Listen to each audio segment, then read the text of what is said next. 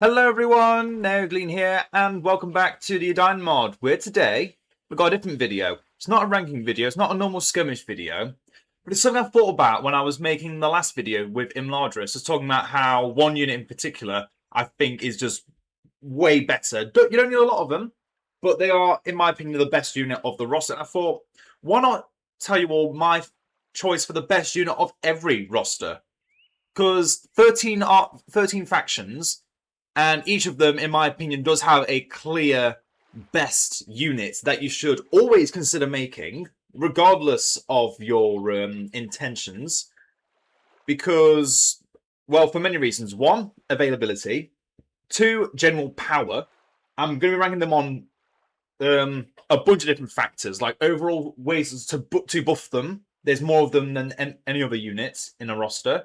There's quite a few things that make each unit that I've picked for every faction why I think they're the best unit. And let's start from the top to the bottom, as we always do, with Gondor.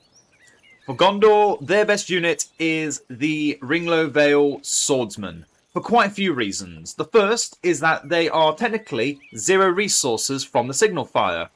Or if you want to think about it in another way, it's the first payment of these units is the cost of the signal fire, because they are 2 errand riders each to get the aid from Pin of... Oh, it's Pin of Gellan now. Pin of Gellan's Sword, not Ringlow Vale Swordsman.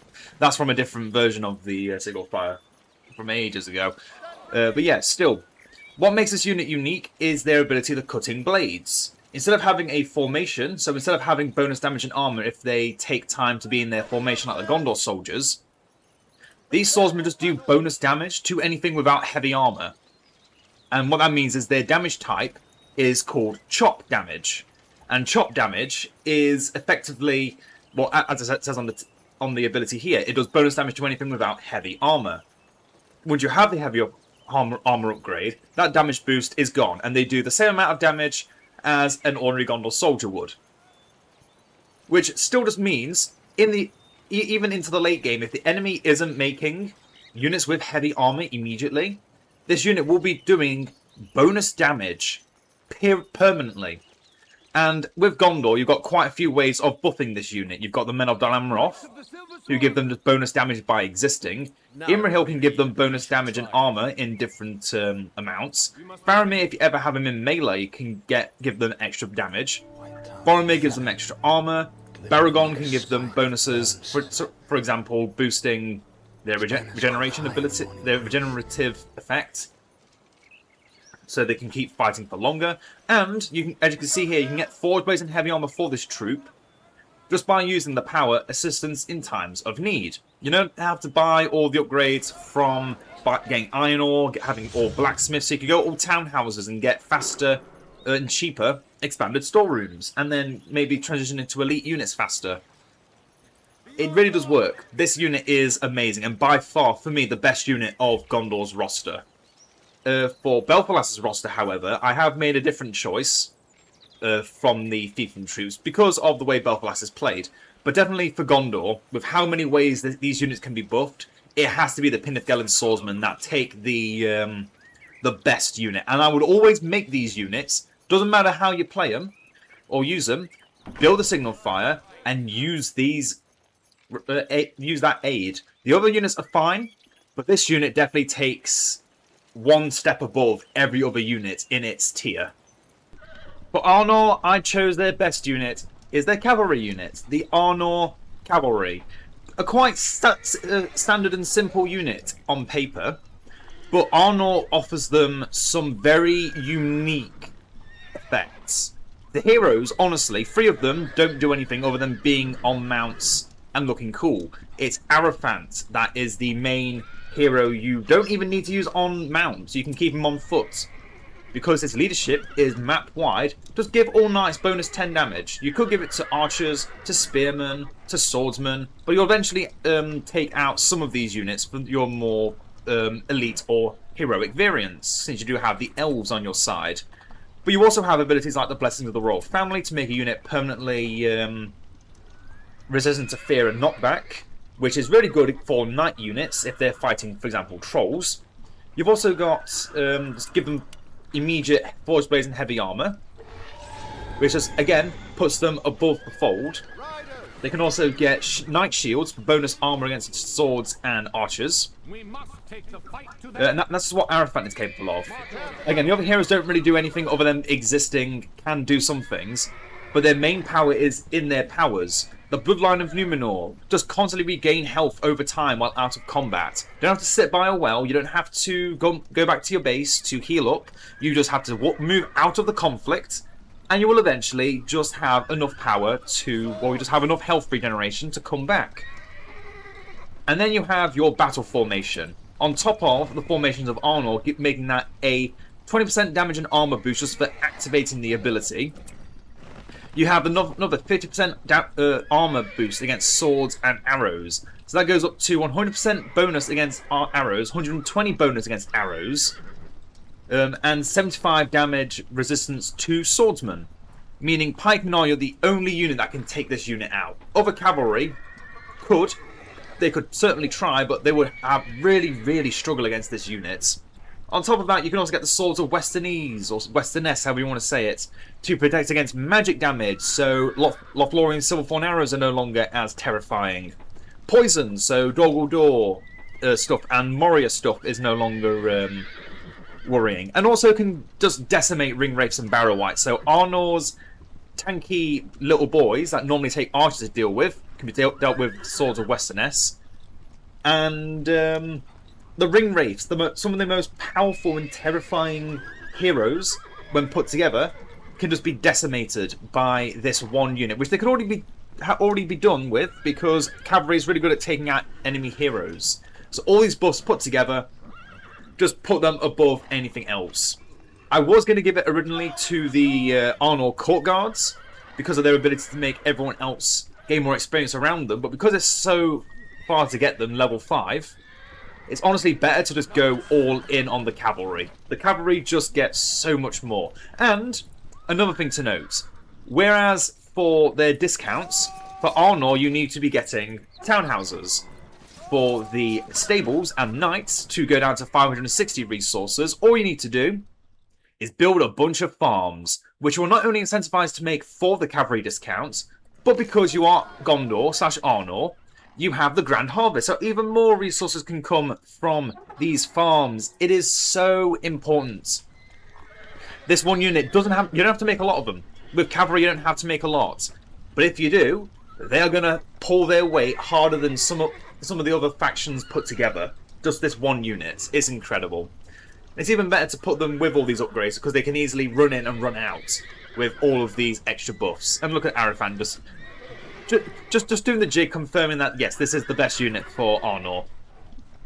For Belfalas, it was a weird choice, because they have a few really good units and unique ways of getting them compared to Gondor or Arnor. But I'd have to say, the Osgiliath veterans are probably the best unit of Belfalas. I'm not as confident in this one as I am with other factions, but the fact that they start at level 10, they can be easily discounted by getting a bunch of townhouses, because they are an elite unit, up to 30%, so down from 1,000 to 700. They're almost as expensive as your heroic unit from your barracks. But honestly, once you have your heroes from the barracks, you could probably get rid of it. Although the Tarnos Frontier Guard, or also the unit like the Dol Swordsmen of Gondor, that they will buff all other nearby infantry. So again, they get that buff as well. They also are proficient with both spears and swords, so they can deal damage in excess to infantry, cavalry, and monsters. You don't want to trample this unit. You don't want to go into them with any large entities. You want to try and shoot them from afar, because, yeah, if they get into the melee, they're not leaving there without a large body count following them. And they start level 5, so with heavy armor, that's 1,500 health per entity, and 1,000 health per entity at level 1. I'd say at level 1, at base value. This is how they're recruited.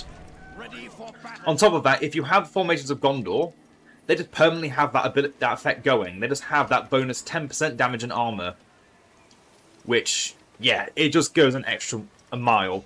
Boromir is the only real hero that buffs them, with the Heir of Gondor giving them bonus armor. The rest of their faction doesn't really do a lot. But if we're comparing the power of these compared to the what they call in here, the aid of Lamadan, the Lamadan clansmen, they aren't much different. They aren't very different. The only thing is that this unit would decimate a unit. Well, not just this, any unit would just get decimated by this unit. You're not want to be throwing anything into these, because if you have them in large quantities, that's it. You've won. Not a lot can stop you at that point. Your enemy would have to be very, very, very bold to try and rush in at these Osgiliath veterans. Very powerful unit. I wish they could make them permanent in other Gondor rosters. But I understand in Gondor's roster as well. I understand why they didn't. But yeah, this unit is exactly the same as the Pinifgelen swordsman, just a different version, because that's what they did with between Belfalas and Gondor, which I do like. But yeah, this unit for Belfalas is definitely the best of their roster. With Rohan, it was obvious it was going to be a cavalry unit that was considered their best. But just by looking at them, can you guess which one I chose? I'll give you 5 seconds. It's the Royal Vanguard from the King's Camp outpost. And why? It just goes down to 2 big factors. 1, they're recruited really bloody quickly. And 2, they cost no command points. So if you're going for... Well, if you're struggling with your economy early game and you can't get a large army from expanding storerooms, and you're using like an army of peasants, because you're not quite there yet economically wise, this unit is as cheap as your basic cavalry, which means you don't have to build a stables to get your cavalry. All you need is an outpost. You can say the exiles are on the same level, but the thing that puts the Royal Vanguard above them is the fact that they are just free of command point cost. So you can just have these free cavalry units running around with low command points, while your army of peasants are doing other work. They can get boosts from the highborn war horses once they hit level 2, so more health, less trample deceleration, and once you do get all your upgrades, this unit probably benefits the most out of all of them, because again, they just exist around there, and they are exactly the same as your basic Rohirrim. The exiles are the same as your basic Rohirrim. They're just named differently and recruit faster through the outpost, which also gives them bonus damage and armor. And I'm not even going to go into all the buffs that the heroes give, because that's just for every cavalry unit. There's enough going around to just make cavalry the best unit of Rohan's roster. I was originally tempted to do the captain because of its versatility, but I have to say the Royal Vanguard definitely do take it a step above. If you want infantry, make peasants. They're cheap and they're just as good as the captain before he gets fully decked out with his different effects. You've also got the 3 legendary captains, but we're not going to them in this one. Yeah, Royal Vanguard are definitely the cream of the crop when it comes to Rohan. For Lórien, it should be pretty obvious why the Galafrim are the best unit of Lórien. They just do everything. They're swordsmen, they're archers. You're in Lórien, so you get silverthorn arrows, extra longbows. You have Legolas that can buff all of them with his trained archers to give them higher levels, to do even more damage, to be even more tanky.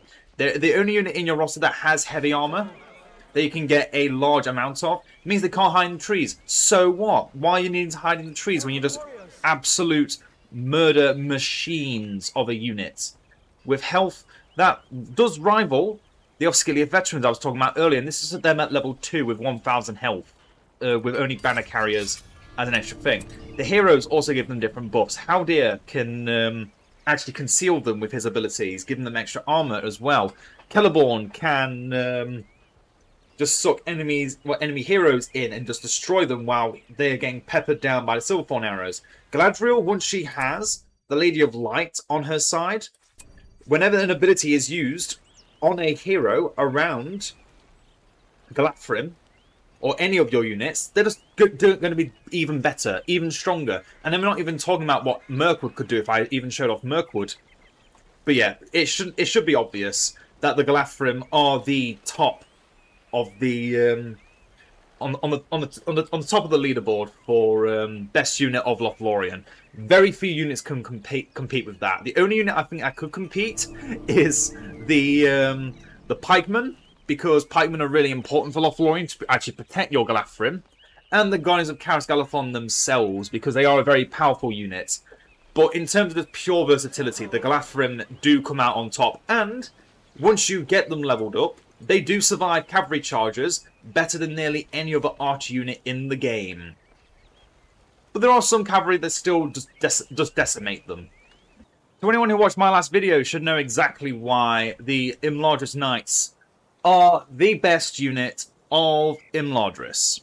And it's a very similar case as to the Knights of Arnor.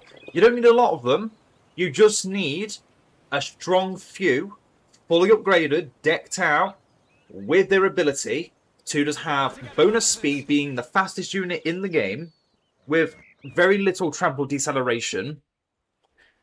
They're just incredible. They require so little to be so good. They're the same cost and command point amount as Arnor Knights.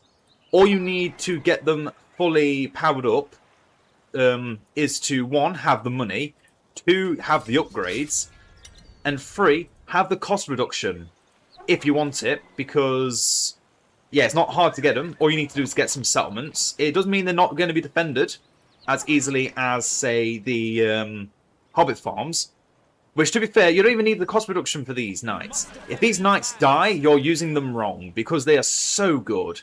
1100 health per knight, per entity, which is insane value at just level 1 with all upgrades. If you get the Eregian blades, you can give them faster attack speed.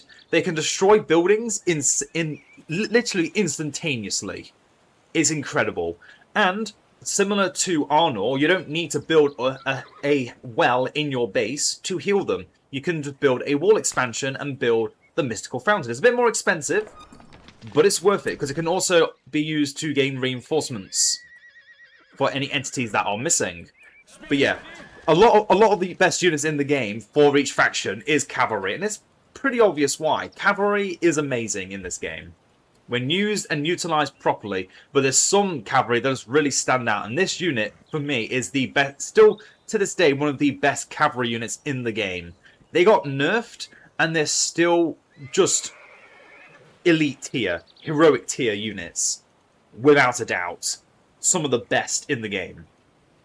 The Arkenguard is definitely Erebor's best unit for, well, many reasons I talked about quite a while ago when I was ranking just all swordsman units. This unit took the top spot, and I would still probably give them the top spot for swordsman units. Incredible damage, incredible versatility in the fact that they can not only just do massive damage to everything, but even heavy armoured units are no match for the damage they can inflict. They just have massive amounts of health to back up all that damage. They can destroy settlement buildings on their own almost instantaneously when given enough strength to back them up. You've got supporting troops like the Guardians to weaken enemy buildings. You've got the Erebor Ravenbeak warriors to defend against cavalry, which, to be fair, even against cavalry, this unit doesn't do much if they can just be immune to knockdown and trample for 15 seconds with the Dwarven War Mastery. You can give them Final Stand to just make them even more unkillable. You can give them bonus damage and armor if you have fully upgraded them. You can give them bonus damage from being around a building with the Rune of Inspiration. It all just leads to them being amazing. Not a lot of buffs they get from heroes. Dane, I think, is the only buff they really gain from just once he hits once, bonus damage. But even then, without that bonus damage, they're incredible. Just so incredible. A unit that still stands out as their best units. And I'm so glad they added these in for Erebor to give them a bit more real pushing power with their roster, because Erebor is the aggressive faction. They needed some top tier aggressive units. Another obvious pick for the best units, the Dwarves of the Iron Hills and their Ram Riders just go hand in hand. This unit just stands above every other dwarf faction with this one unit. It's so good. And I can't wait to use them even more once Dorwinion comes out, because I'll definitely be playing the Dwarves on Iron Hills a lot when Dorwinion comes out to give them the best that they have. But another thing is, they have a mounted hero that gives them bonus armor and experience. And on top of that, this is probably one of the cheapest units to make for its value in the game. They actually cost the same amount to get as other basic cavalry, like Gondor's cavalry. 800 in total. 100 from the scout itself. 700 from the upgrade. All you need to get the upgrade is to have Lórien alive. And yeah, all that together on top of what you can already get if you have damage and armor buffs from Forge Blade and Heavy Armor, Final Stand, and you've also got the Battle Command, just give you even more damage, but have basically no movement speed. You are in that fight to survive, and the Final Stand on top of that can make it even more insane. It's insane what this dwarf unit is capable of. Their massive vision range, and even weakening enemies that dare stand in their way. These Ram Riders are, mwah, chef's kiss. It's a shame they can't be with all the dwarf factions, but if they were, I would never stop making them. I would not stop. I love this unit. The last dwarf faction, I'm just going to quickly say it, is the Guardians. This unit, not only is it really fast, for dwarves and just in general, they have a bonus speed boost. They move so quickly, only cavalry can really chase them when they're using this movement speed ability. It means they can run out of problems, it means they can run into situations. If they're flanking you, they can do triple damage with the sharpened axes. All the other buffs that they get through the Dwarven Runes, Weapon Arts, and Final Stand apply, and just all of the dwarf units get massive buffs from all their heroes. So, I just have to say, the most versatile, the most worthwhile unit getting, always make this unit, is the Guardians. Your starting unit is your best unit for the Dwarves of the Erid Luin, and you can get the most out of them, out of every unit of this roster. The Unburnt don't even come close to this unit in my opinion. You don't even need elite units with this roster, all you need is your basic Guardians. But if you're ever wondering with all the other Dwarf rosters, you can just get their Guardians, their Pikemen, or their Archers through, well, their basic range units through the pony camps as well. So every faction can get all the three dwarf rosters can get this unit, but I'm not including the pony camp in this equation because let's face it, otherwise every faction would probably have this Guardian unit in excess. It's so bloody good to have a few of these units if you don't have a fast cavalry unit like Iron Hills with the Ram Riders. On to the evil factions, and with Isengard, it just has to be the basic Uruk-hai. You may think I'm insane for just choosing the basic Uruk-hai, but honestly, they get the most out of Isengard in general. So, let me explain. So, all these furnaces I've built give a discount of a total of 50% discount on all upgrades. Meaning, what would normally cost 300, 600, 800, 1,200 gets reduced to 150, 300, 400, 800. We save 400 resources per unit compared to 100 resources per unit from going all mine shafts. Also, mine shafts can be built outside the base. Furnaces cannot. Furnaces should always be built in the base. I never build my furnaces in the base. I need to start learning to do it because once these get to level 3, 50% discount on all upgrades is insane. On top of, if you have the Steelworks, bonus armor and bonus damage for all units equipped with Forged Blades and with heavy armor. So let's have a look. So basic unit, ignore the fact they have Forged Blades, 293 health. Give them level 2 only, 337 health. Level 2 and heavy armor, 674 health. Level 5 through the Uruk Captain, 1025 health. For a basic infantry unit. No other faction can get a basic infantry unit to that value with just resources. Isengard can, which is why this unit just surpasses any other. I was very tempted to put the Wildmen at this tier because they can become pikemen so they have versatility. I was tempted to put the Uruk-hai scouts, but they're limited and honestly take forever to level up. But with the values you get, and oh yeah, by the way, hardened armor just gives you extra health as well. I finally confirmed it. I finally confirmed after how many years of playing this game that the hardened armor does give you bonus health if you just on top of the bonus health you get from heavy armor. So yeah, those values eventually build up on top of bonus damage if your enemy has no long range attacks, because armor reduction against long range attacks is a terrifying thing to think about. But then you also remember you can just get Warg Riders to deal with anything else. So this unit, its one weakness is Cavalry. And against this faction that has such high stat values, with Pikemen, is another really good unit. Shield Bearers could have been considered the best unit, but they take away the formation giving of these Uruk-hai, and that bonus damage does add up.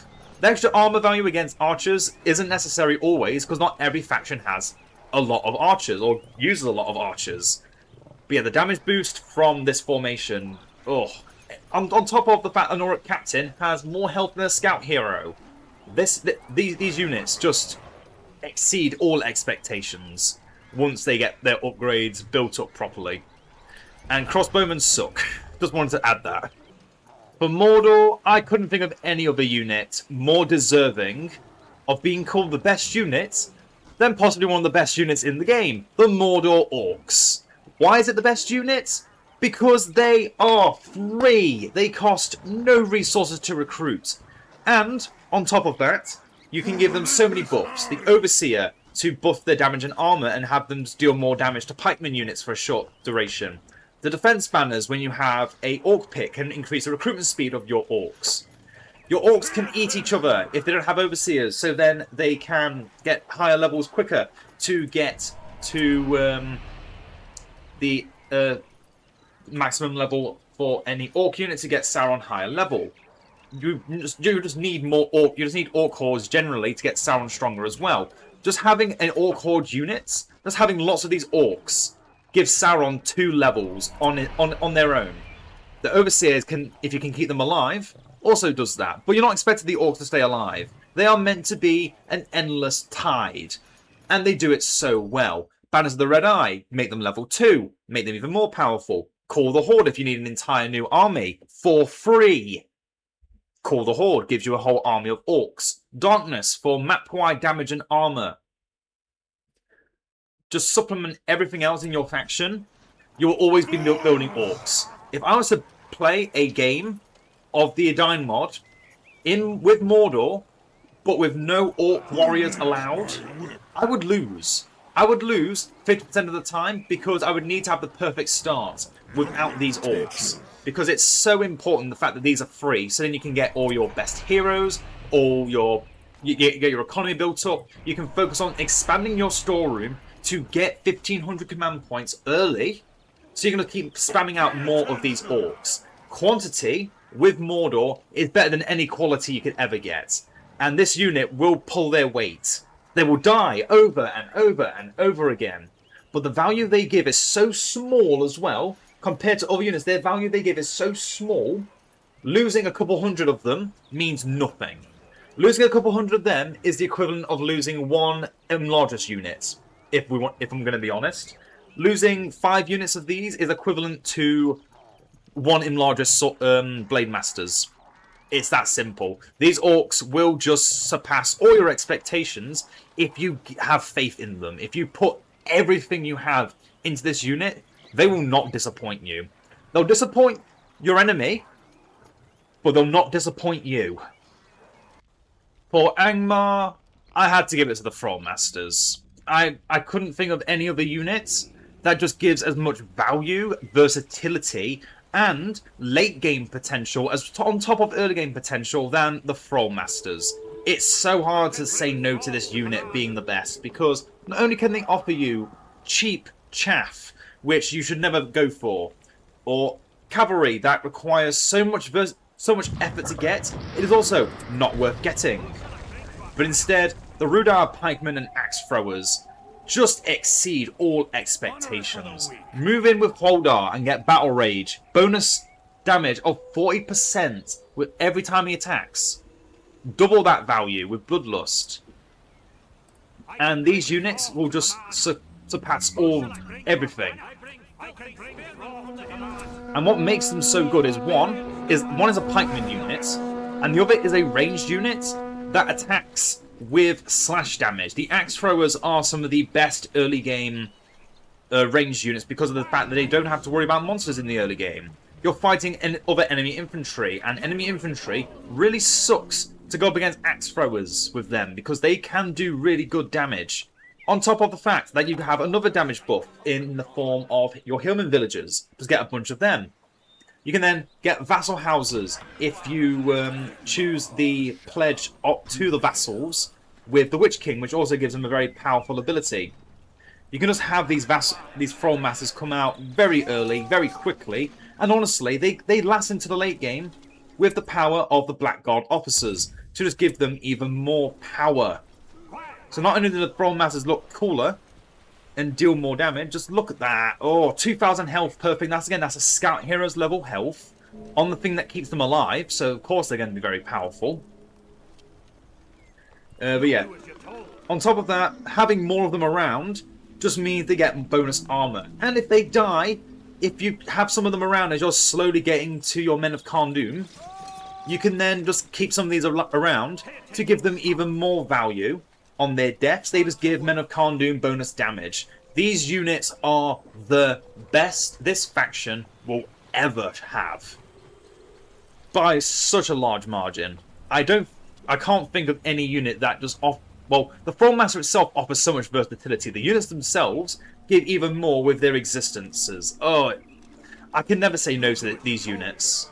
I will always make these units. I'll never make the Orcs, because why would you ever split your focus from just having these awesome wildmen who just do everything you need them to do, and more. They do everything fun, and you don't mind them dying, because they're meant to die. They're meant to die for the Iron Crown. And finally, for the Misty Mountains, who could have guessed it? It's the Mountain Giants. Even with all the nerfs that they received, they actually received some buffs on top of those nerfs. But the buffs are separate in the fissure itself, which actually, I've noticed, is bugged at the moment. I'm not sure if it was because I got the improved training. I don't know if this is currently a bug that exists with the fissure. But as soon as it reaches level 2, you can recruit cave trolls from it. You can't use the summon lair ability on it anymore, and you can't then throw a giant stone from it anymore. I think it is probably caused by the improved training that this bug occurred. I've never seen it else before, but anyway, back to the main thing.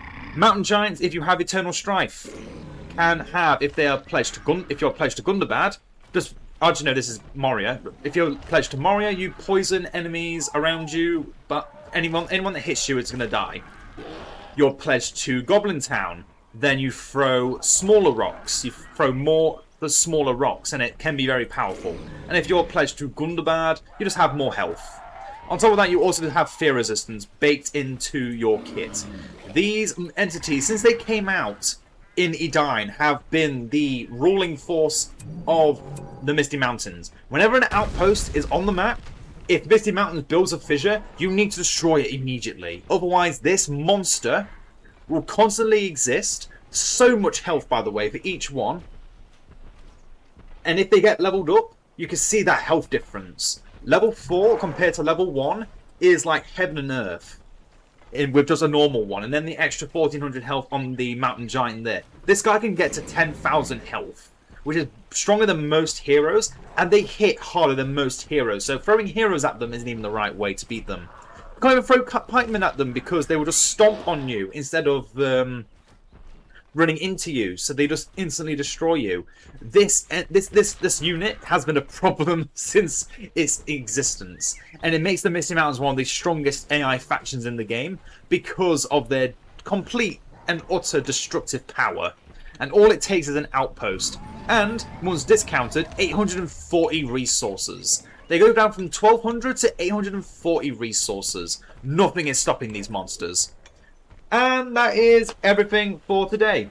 Hope you all enjoyed. Hope you all learned something. Hope you all agreed with me. And if not, tell me what you think for which factions what's the best unit for each faction. If you disagree with me in any way. And I'll see you all in the next one.